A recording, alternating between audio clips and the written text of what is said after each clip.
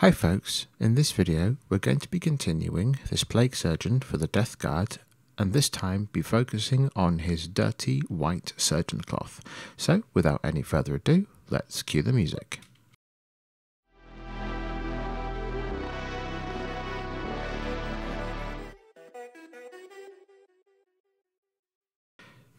To start out, I'm going to be creating an off-white base coat for the surgeon robes. And to do this, I've taken some Vallejo matte white and added a little bit of very light grey into the mix. And this is going to create a warm toned off-white colour that's still fairly pale. And I've thinned this down with a bit of water, aiming to get 2 to 3 thin coats. And the reason that I've done this, rather than picking an off-white such as Ultra and Grey from Games Workshop, is that I want to have that warmer, dirtier tone into the off-white. If you have an off-white that you'd love to use, that's perfect, but to get this really gritty, grimy surgeon robes, I decided to make this mixture myself. And as you can see, as it's going onto the model, it's still reading fairly white, but that little bit of grey is allowing us to get that slightly better coverage than just going in with pure white would do. And it's just a matter of taking your time, covering all of the areas that you want to be his surgeon's cloth, and looking to get 2 to 3 thin coats of this colour. And here, after 3 thin coats, you can see that this has given a nice smooth finish on the surgeon cloth. With that in place, we can now start to look to highlight. Before I come in with a highlight onto the cloth, I'm going to start defining the shapes by defining the shadows on the cloth. And to do this, I've heavily thinned down some Dawnstone from Games Workshop, not quite as thin as a glaze, but thinner than you would do for a normal layer. And with a thin brush, I am pushing the pigment into the shadowed areas and the folds of the cloth. And remember, when you're doing this technique, that the pigment is going to be strongest where the brush picks up from the model. So if you move the brush out of the shadow and then pick up onto the flat surface, you'll have darker tone on the flat surface and not in the shadow. So you've got a big overhang on his chest here. You want to be pushing the pigment into that and then lifting your brush off. And if you do this reasonably quickly, whilst you have your previous paint still wet on the palette, you can come in with a previous tone and start to soften out any harsh transitions. If you really want to soften things out, you can put some light grey from Vallejo or some administrative grey onto your palette as well, like I have here. And I'm just using that to muddy up the tone between the Dawnstone and the off-white we've created on our base coat. And with this, it allows us to keep that warm, dirty cloth look that's kind of patchy, and that's the kind of look we're going for. This is a Death Guard surgeon after all. He's not going to have a neat, crisp white robe. The white cloth is more a symbol of his status rather than an object of cleanliness.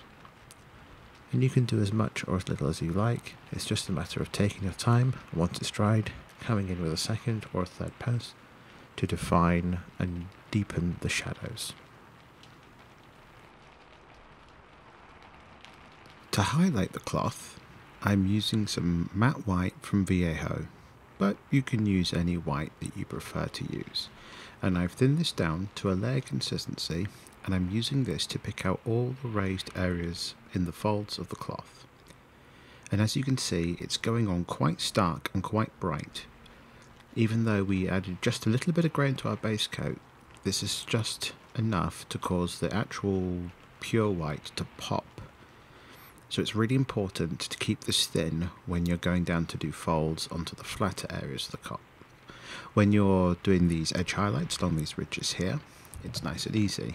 But as you can see, doing directional strokes, rinsing your brush off and softening it out with the wet tip is really important to get a transitional fade in with the pure white. And here I'm going backwards and forwards with the wet tip over the place pure white to leave us with a nice transitional highlight. The real secret with this technique is to take your time, and to focus on where the light would hit. Remember that the shadows are going to be in the folds and the light is going to be hitting from the top down. So as I can see, I'm softening out this bit here on his side where he's going to have his right arm of the power armor, and that overhang on his chest. I'm making sure that the white highlight that we do doesn't get too much into the shadow that we've previously painted. And if you think you go too far with this white highlight, don't panic. You can always come back in and redefine your shadows with your previous colours. The trick is that every time you place a little bit, rinse off your brush and come in with the wet brush and move backwards and forwards in a feathering motion. Soften out each transition that you do from the raised areas to the flat areas of the cloth. And here is the cloth once I've been happy with the amount of passes of this pure white highlight. Remember, there's no wrong way to do this. The last step of this dirty white surgeon rope is to add in some staining and some grime onto the cloth. And to do this, I've thinned down a little bit of Seraphim Sepia from Games Workshop, and I'm just doing some random splodges and patches onto the cloth. You've got to be careful when applying this because we still want the cloth to read as white. We want to apply enough that it's going to give us that mucky, grimy appearance that the cloth is starting to yellow from age and things have been spilt on it, and being Death Guard, he doesn't particularly care about that too much. And if you think the edge of the sepia is too harsh, you can always wipe off your brush. With a wet brush, just feather out the edges. It's a really important skill to learn for doing these soft transitions. And with that dry, the white cloth on this Plague Surgeon is now complete. If you like this tutorial, why not consider subscribing? It's free of charge, it helps me out, and you get further videos just like this one in your YouTube feed. If you've made it all to the end, thank you very much, and I hope this gives you some ideas to allow you to do different things with your miniatures. So, till next time, folks.